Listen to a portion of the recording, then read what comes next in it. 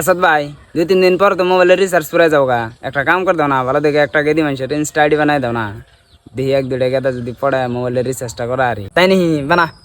যে কোনো একটা নাম দে, নামের পরে খাতুন মাতুন জান দেস না, আক্তার নয় আহমেদ দিবি হয়েছে।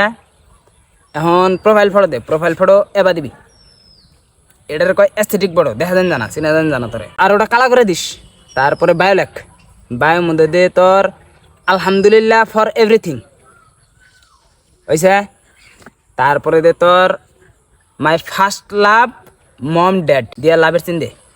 এখন দে তোর ফুচকা লাভার, ফুচকা লাভার দে, ফুচকার ইমোজি দিস।